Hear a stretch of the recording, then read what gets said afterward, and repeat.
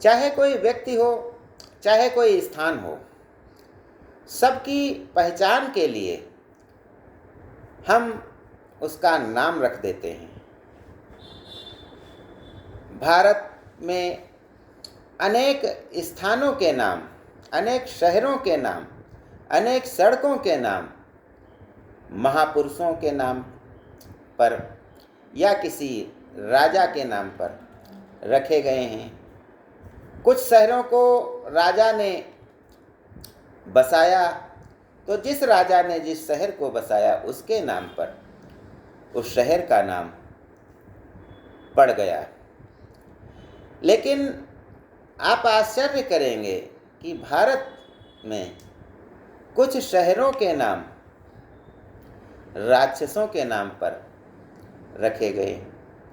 तो आज आइए ज्ञान गंगा के इस 3 पत्ती कार्यक्रम में हम ऐसे शहरों के बारे में आपसे चर्चा करते हैं जिनके नाम राक्षसों के नाम पर पड़े।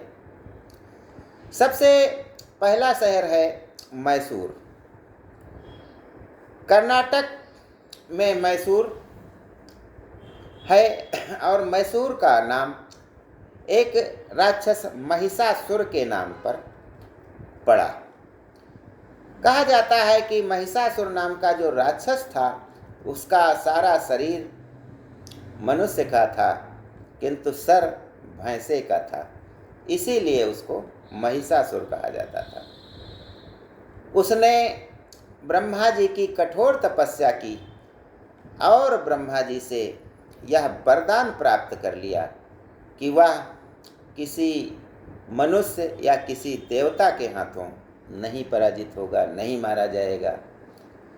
अब उसने जब यह वरदान प्राप्त कर लिया तो वह बहुत अधिक घमंडी हो गया और अपने अहंकार में चूर होकर उसने स्वर्ग पर आक्रमण कर दिया।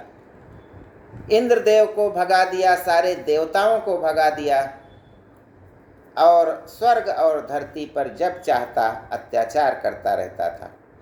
महिषासुर के इस अत्याचार से जब देवता लोग बहुत अधिक पीड़ित हो गए तो उन्होंने ब्रह्मा जी के पास जाना उचित समझा। ब्रह्मा जी ने कहा कि मैंने तो खुद स्वयं वरदान दिया है।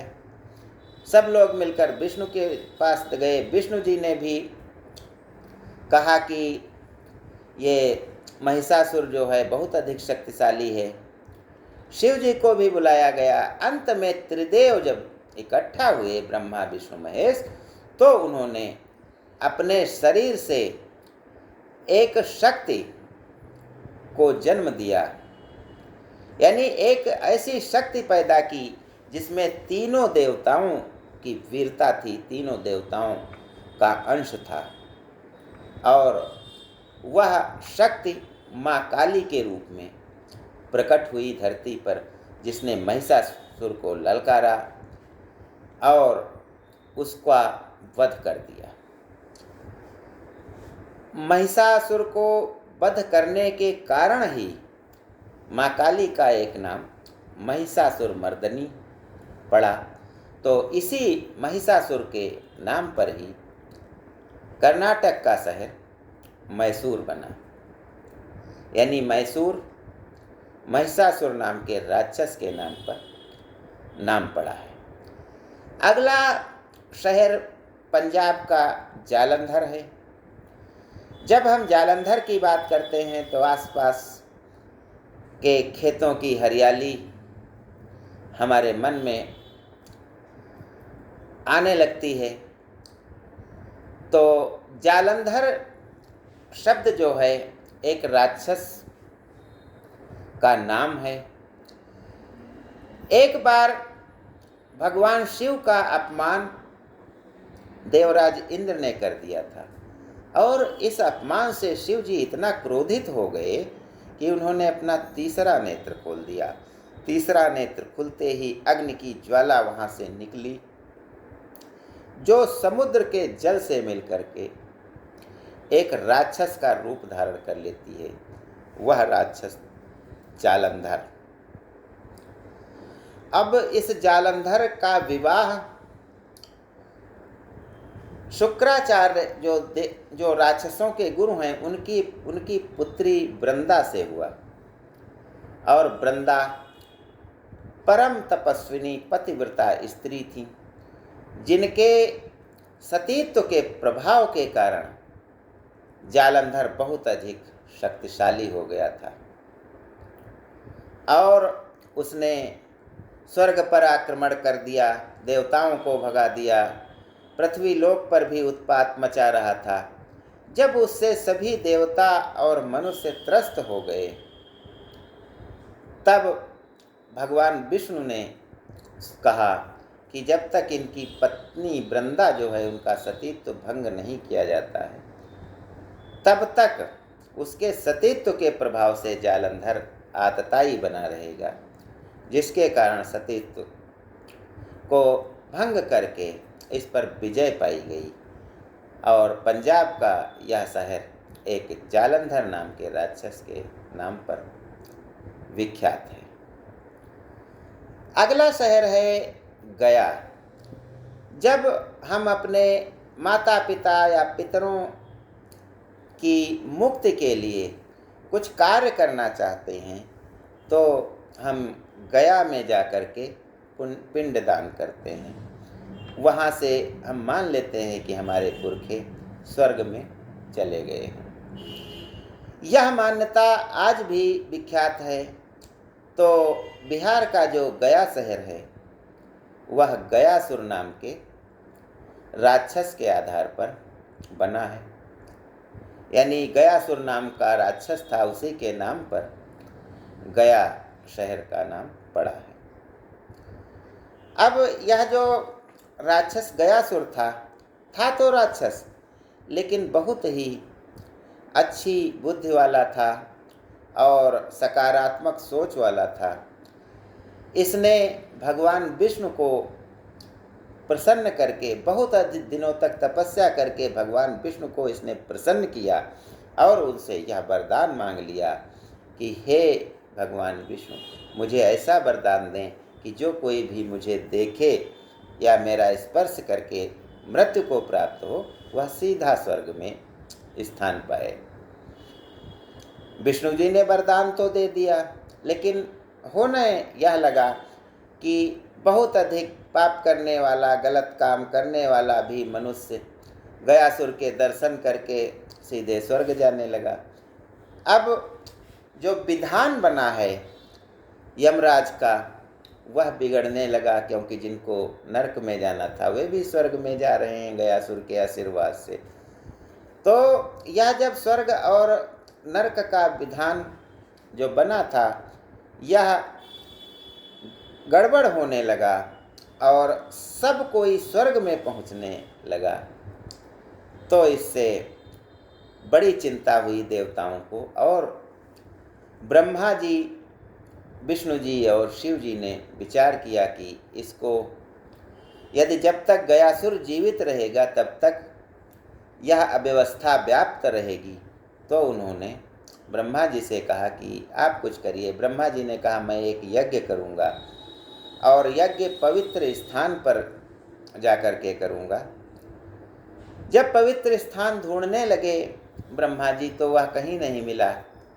तब उनको ख्याल आया कि गयासुर का सारा शरीर इतना पवित्र है कि उसके दर्शन मात्र से ही लोग स्वर्ग को जा रहे हैं, तो उससे ज़्यादा पवित्र शरीर कोई मिलेगा नहीं। और उन्होंने गयासुर का शरीर यज्ञ करने के लिए मांग लिया। गयासुर तो परोपकारी था ही, वह लेट गया। कहा जाता है कि 5 कोस तक दूर तक उसका शरीर फैला था, जो लगभग 15 किलोमीटर होता है। और उसी के शरीर पर इस महान यज्ञ का आयोजन हुआ। तो बिहार का गया शहर गयासुर नाम के राक्षस के आधार पर गया नाम पड़ा है। अगला शहर है पलवन। कहते हैं कि यहाँ पर पलम्बासुर नाम का एक राक्षस रहता था, जो कंस का मित्र था।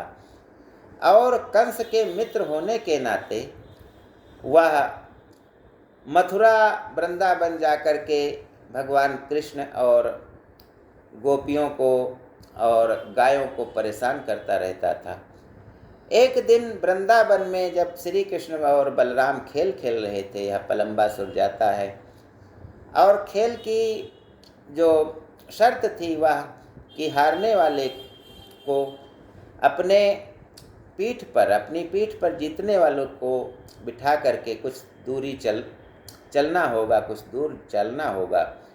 पलम्बासुर ने भी खेल में भाग लिया और जानबूझकर बलराम से हार गया, और जब बलराम को अपनी पीठ पर बिठाया तो यह आकाश मार्ग में उड़ने लगा। बलराम ने अपना वजन अधिक किया और इसके सिर पर प्रहार किया और यह मृत्यु को प्राप्त हुआ। तभी से पलम्बासुर के नाम पर हरियाणा के इस शहर का नाम पलवल पड़ा। अगला शहर है त्रिचनापल्ली। त्रिचनापल्ली एक 3 सिर वाले राक्षस के नाम से इसका नाम पड़ा। त्रिशिरा नाम था, 3 यानी 3 सिर थे।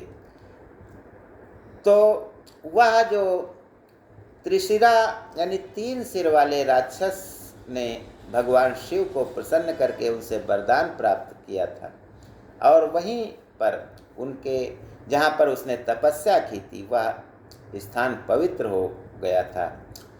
कहा जाता है कि एक बार विभीषण लंका से भगवान विष्णु की एक मूर्ति लेकर के चला था हिमालय पर्वत जाने के लिए, किंतु कावेरी नदी के तट पर जब वह स्नान करने के लिए लालयित हुआ तो भगवान गणेश वहाँ प्रकट हुए, जिनको मूर्ति दे दी जाती है। मूर्ति की शर्त यह थी कि यदि जमीन में रख दोगे तो मैं यहीं रह जाऊंगी। तो जब विभीषण नदी में स्नान करता है तभी मूर्ति भारी होने लगती है और गणेश जी उसको वहीं रख देते हैं। उसी के नाम पर इस शहर का नाम त्रिचनापल्ली पड़ा। और जब कहा जाता है कि विभीषण नदी से स्नान करके निकला तो गणेश जी ने वह मूर्ति रख दी थी नीचे। गणेश जी को दंडित करने के लिए जब विभीषण आगे बढ़े तो गणेश जी उसी पहाड़ी पर चढ़ गए जहाँ पर 3 सिर वाले राक्षस ने तपस्या की थी, और फिर वो गणेश जी को विभीषण पाए ही नहीं, क्योंकि वह पवित्र स्थान पर खड़े हुए थे। यहीं मंदिर बना जिसका नाम त्रिचनापल्ली मंदिर के नाम से भी जाना जाता है। तो ये रहे ऐसे नगरों के नाम जो राक्षसों के नाम पर जाने जाते हैं। धन्यवाद। जय हिंद, जय भारत।